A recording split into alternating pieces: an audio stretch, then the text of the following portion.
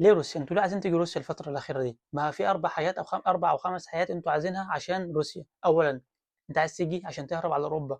أولًا أنت عايز تيجي عشان إيه؟ عشان تهرب على أوروبا، مش عايز كده. عايز تيجي سياحة، تيجي سياحة لروسيا بال$500 أو $600 اللي معاك تيجي سياحة لروسيا ها؟ عايز تاخد تصريح أمني بال$500 اللي هو إيه؟ أنت رايح سياحة، لا عمرك سافرت قبل كده وجاي حاليًا تقرر إن أنت تسافر روسيا اللي هي الناس بيروحوا عشان ياخدوا فلوس في الجيش أو إن أنت مثلًا تطلع منها على أوروبا فاهم؟ فاللي هو أنت إيه؟ جاي حاليًا عشان إيه؟ سياحة تمام، أو لو أنت عايز تدرس حاليًا أوكي، في حاليًا جامعة أو جامعتين أو بعض الجامعات حاليًا فاتحة دعوات للمصريين ولكن بمكاتب، ولكن أنا مش هاقول اسمهم ليه؟ لأن المكتب هيقول لك تعالَ هياخد كل الناس دي، وهياخد من الناس دي كلها فلوس تمام، وهيطلع لك مشكلة عندك أنت أو في الورق بتاعك، أو هيدّيك فيزا مزورة وخلاص كده الموضوع عندك إيه؟ راح، اللي هو إيه؟ هو هياخد منك فلوس، فالكام جامعة اللي هم فاتحين حاليًا دول ليهم شروط معيّنة وحاجات كتير، ولو 2 قدّموا لو في 2 قدّموا واحد ممكن يقبل والتاني ممكن ما يقبلش، فانسوا حاليًا موضوع الطلبة حاليًا إن إحنا الموضوع مبهم مش عارفين مين هيوافق مين مش هيوافقوا عليه، انسى الموضوع دوّة وأنت قدّم على منحة، فانسى الموضوع ده وقدّم على منحة، لو أنت عايز دراسة حاليًا قدّم على منحة، شوف أي منحة، المنح كتير تمام، فشوف لك أي منحة وتعالَ فيها تمام. الحاجة الرابعة والأخيرة عقد العمل، أو أنت عايز تيجي روسيا عشان تشتغل، عايز تشتغل إيه؟ عايز تشتغل إيه؟ تمام.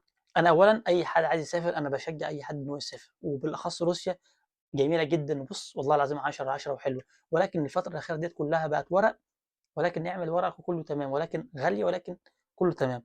فأنت لو جيت روسيا عقد عمل لو عرفت تطلّعه أصلًا وجيت عقد عمل، فاعرف إن العقد العمل ده هيأكّلك ويشرّبك ويسكّنك مش هتبعت فلوس لمصر تمام، فأنت هتفضل تاكل وتشرب وقاعد وخلاص، تصرف على نَفْسك بس تمام.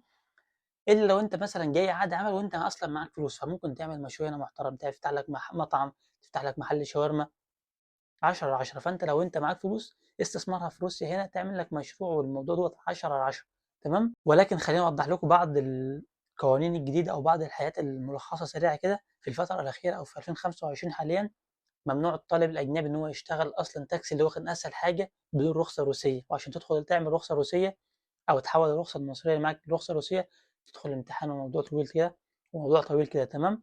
فبالنسبة لنا إحنا كطلاب ممنوع حاليًا إن الأجانب يشتغلوا على تاكسي إلا لمّا يكون معاك رخصة روسية، أنا سامع إن أنت ما ينفعش تمتلك عربية أصلًا إلا لمّا يكون معاك رخصة روسية، فامتحانات بقى وحوارات عشان تاخد الرخصة الروسية دي تمام. أو أوزون، أوزون الكل أكيد عارف أوزون، حاليًا لو أنت معاك الVNG الإقامة الدايمة أو الباسبور أنت هتشتغل في أوزون بمرتب 7000 8000 في اليوم، ولكن ما فيش حد بيشتغل كل يوم لأن أنت 12 ساعة وعندك ساعة رايح وساعة جاي يعني حوالي 14 ساعة، فاللي بيشتغل يوم أو يوم لأ، فدوّة بالنسبة للي معاه الVNG أو بالنسبة للي معاه الباسبور. لو أنت بقى مش معاك الVNG أو معاك الباسبور، فحاليًا شغل أوزون عامل حوالي 3000 روبل أو 3500 روبل تمام، ده لو هم وافقوا بيك أصلًا أنت فاهمني؟ لأن حاليًا الموضوع بقى مشدد لازم يكون معاك ورق من الجامعة إن أنت بتشتغل ورق من هنا ورق من هنا، الموضوع بقى طويل جدًا. فيا ريت تكتبوا لي في التعليقات أنتم ليه عايزين تيجوا روسيا أو ليه حابين روسيا الفترة الأخيرة ديّة وعايزين تيجوا روسيا، هل بسبب إيه بالضبط تمام؟ فإن شاء الله اكتبوا لي في التعليقات وأنا هارُد عليكم أو إن أنا هاعمل لكم فيديو عن الحاجة اللي أنتم هتتكلموا عنها، بحيث إن أنا أشرحها لكم بالتفصيل.